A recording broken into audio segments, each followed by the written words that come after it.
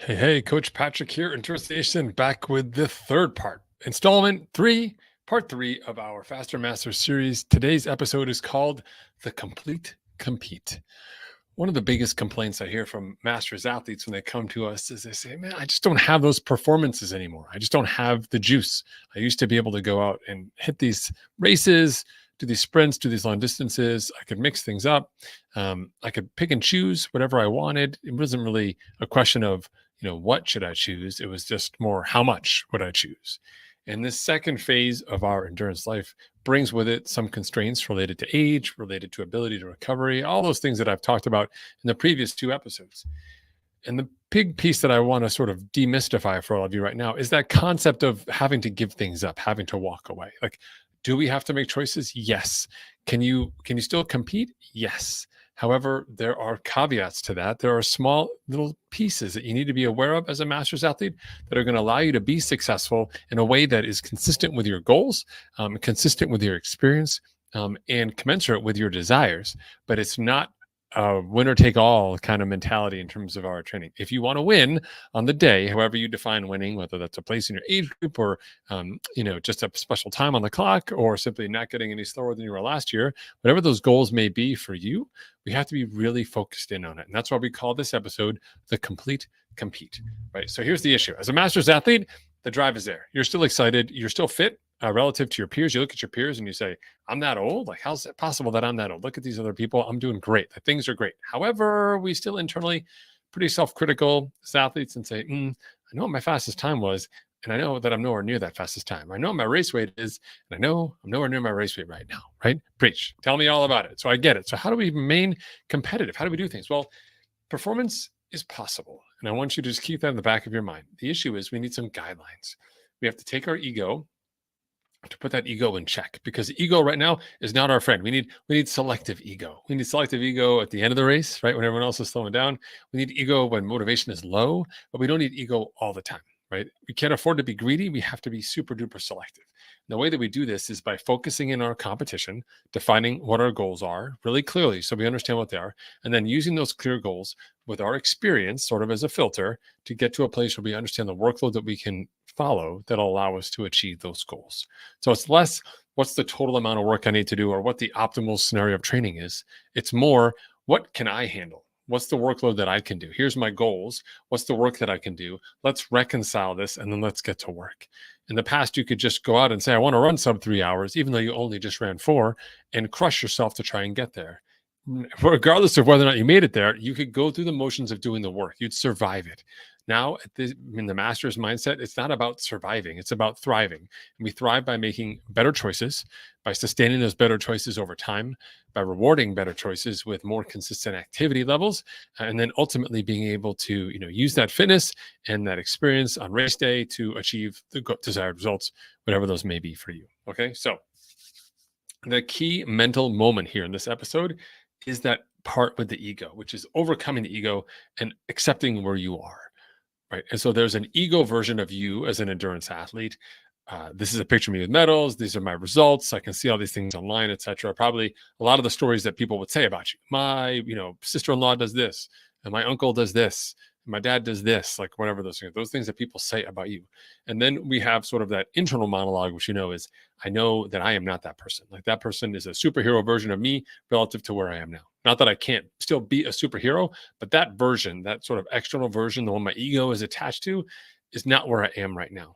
And in the past, sometimes that was just an easy switch. Like, I'm going to go back into superhero mode versus normal mode. Now, as masters, we can choose to be superhero-ish. We can do superhero things. Got to flip that car off of those nuns or something like that in the case of emergency. Still can do. Can't do it on a daily basis. Can't do it for show, and have to be really smart. So we have to take that ego version of ourselves and really check it down. Own it. You did it. You did those amazing things. And you are, in fact, indeed amazing.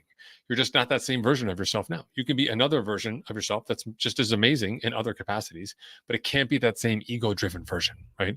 So capture it, celebrate it, endorse it, have those posters up, like your super comic book heroes of the past, but that's not who you are now. So you just have to understand that where we are now relative to who we were in the past or who our ego wants us to be. So, how do we get there on race day? How do we get to be fast again? We have three specific protocols that we follow with our athletes, not just all year, but specifically in the 12 weeks to race, what's known inside Interstation as our race prep period. Number one, we emphasize three key things. We emphasize rest, strength, and mobility. What that means is we have dedicated days in all of our training plans where there's actual built-in rest periods. You get to choose optional workouts on those days. Do you want to do some functional strength? Do you want to do some mobility, flexibility, yoga, whatever your choice may be, whether you have a class or you have an app or whatever you follow? Keeping up those core functional movements is really critical. As we age, we lose range of motion. Losing range of motion can compromise our ability to function at a high level. And it's very simple in terms of the work you do. If you've ever gone to the physical therapist as a master athlete, guaranteed you've been there. When you go there, they don't have you doing crazy work with a leg sled and 6,000 pounds. They've got you doing simple work with a band or balance work or single leg work or proprioceptive work. All of that's very easy to do at home. You have to make sure you're doing the right form, but otherwise easy to do at home. Don't need a ton of equipment to do it, right? Yoga mat, some bands, maybe a kettlebell. You should be pretty good to go. You can do that easy work. So keep that built into your program, because keeping those skills up, the balance, the muscle activation, the progression of muscles as they're meant to fire is what's going to help keep you healthy outside of your everyday training, right? The second part here we have is that we really focus on specifics in terms of our training adaptations for masters athletes. We can no longer do, let's get better at threshold work, let's get better at VO2 work, and let's get better at volume, right? In the past, when you were younger, we could say, we'll do all of them this year. Let's just check all the boxes. I do all of them. Yes, right? We can't do that anymore. Now we have to choose. Are we going to focus on the intensity side of the equation and get stronger and let the endurance follow, our fast before far mantra? Are we going to really focus on the endurance side? Say, this year I've got big aspirational goals. I want to do lots of endurance work. And as a result, I'm not going to do a ton of that high intensity. I'm going to spend my time building this consistent engine, staying durable and healthy over the course of this period of time. Whatever those pieces are, we have to choose selectively, and we dial ourselves in accordingly, regardless of whichever sport you choose. Even if it is a single sport and not a multi-sport situation, we are going to recommend cross-training just for the variety and for overall health and wellness, right? And then last but not least, we tailor your workouts to make sure that you've got some considerations in place to allow you to rest. So even when you have those longer sessions, you already have a built-in rest day, you might need an easy day in between. You might need like 24 hours between key workouts, or 48 hours or 72 hours. Whatever those different elements may be, we work those in so that we adapt the training plan to you. And this is something that we charge you with as well, but as your coaches, we also guide you through that. The idea being that it's not so much how much work we can do, but more so how much work can we functionally absorb and then continue training, which becomes the key differentiator for you. So the harder you want to go, the bigger you want to go, the more rest you have to take, right? So you can still go big, you can still go hard, but you have to also match that with similar rest periods. Again, ego comes back and says, no way, do it again. Let's do yesterday again. Yesterday was fun, do it again today. It's not going to work out well for you as a master's athlete. So our approach is really based on our observations, working for 20 years with endurance athletes here inside the team. And the biggest thing that we have for endurance athletes that was the most important part of our coaching protocol is the flexibility. So we map out your season all the way through your races. So if you signed up today in March, you'd have your season mapped out through December. That gives you incredible flexibility and the ability to plan and move blocks of your training around in order to stay on top of where you need to be. So it's less about, hey, what do I do today? And then tomorrow, hey, what do I do today? But more so, what am I doing today that leads to tomorrow? That I connect these dots. We come in and take a look at your month and we say more of this, less of that, give you some guidance, make sure you're on track with our resources, our guidance in terms of, preparing for your race or the specifics of your plan or whatever you're focusing on right now in terms of your protocols. And those allow you to get smarter as you get stronger. There's a definite correlation between intelligence and speed. Inside Interstation, as we get older, we're counting on that intelligence, not just new learned knowledge that comes from our resources and from your teammates, but also the experience that you bring to the table from your self-knowledge, right? From all the races that you've done. Your past performance is, in fact, the best predictor of future performance. And we count on that and making sure that you're going to be able to be the best on race day, because there's things that I won't see that you will have seen yourself. You got this tricky calf, right? You know about this problem running downhills. You know about the difficulty staying in aero bars.